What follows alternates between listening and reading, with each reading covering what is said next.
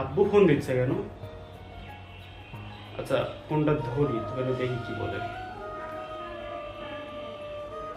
Hello, কই আছিস? হ্যাঁ, তাড়াতাড়ি দোকানে আয়, কাজ আছে। ঠিক আছে? আচ্ছা আচ্ছা, ঠিক আছে। আচ্ছা।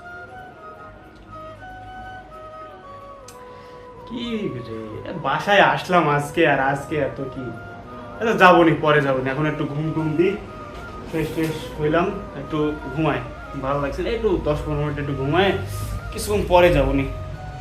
আছে তো, আজকে তো মানে ভিড় হওয়ার কথাও না, আর 7-8 দিন পরে ঈদ। যাই হোক।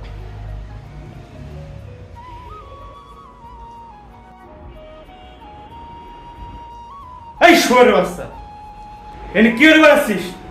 শুয়ে আছিস কেন? তোকে আমি ফোন দিয়ে দোকানে যেতে বললাম না? যাস নাই কেন?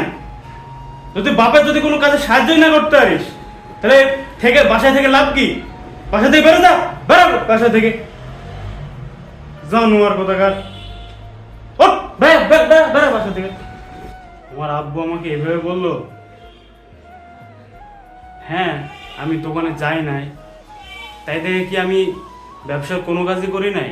বাসার জন্য কি কোনো কিছুই করি না? তার জন্য কি কোনো কিছুই করি নাই? অবশ্যই করছি। আমি প্রত্যেক বছর প্রত্যেকবারই আমি এই ঈদের সময় আমি দোকানে থাকি, তার ব্যবসায় সাহায্য করি তার।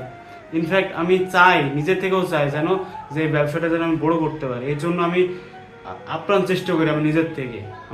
আমি যতটুকু পারি আমি ততটুকুতেই আমি ব্যবসাটাকে আমি একটু সাহায্য করার চেষ্টা করি, ব্যবসাতে একটু হেল্প করার চেষ্টা করি। কিন্তু এইবার হচ্ছে এই টানা 1 মাস পরীক্ষা দেওয়ার পরে এতদিন বাসায় মানে বাইরে ছিলাম, বাসায় আসার পরে আমার আজ এবার মনে হলো যে না, আর তো 7-8 দিন পরে ঈদ, এখন তো কাস্টমার কম থাকবে, এখন দোকানে না গেলেও চলবে, এজন্য যাই না। কিন্তু আমার আব্বু আমার সাথে এরকম করলো, তারপরে আমাকে আবার বললো বাসা থেকে বেরোয় যেতে, শুধুমাত্র একটা কারণে। এইবার শুধুমাত্র দোকানে বসি নাই দেখে। এমন তো না যে আমি বিড়ি সিগারেট খাই, টাকা পয়সা নষ্ট করি, জুয়া খেলি, আড্ডা দিই, এরম তো না। আর আমি একটু ভিডিও টিডিও করি, কন্টেন্ট ক্রিয়েশন করি। এই জন্য আমার আব্বু আমাকে এই এত বড় একটা কথা বলে দিল।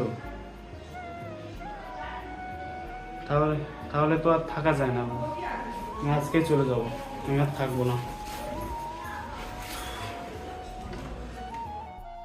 এভাবে যদি আপনি আপনার সন্তানের সাথে খারাপ ব্যবহার করেন, তাহলে সেই সন্তানের কাছে আপনার সম্মান দিন দিন কমতে থাকবে এবং সেই সন্তানও খারাপ পথে চলে যাবে।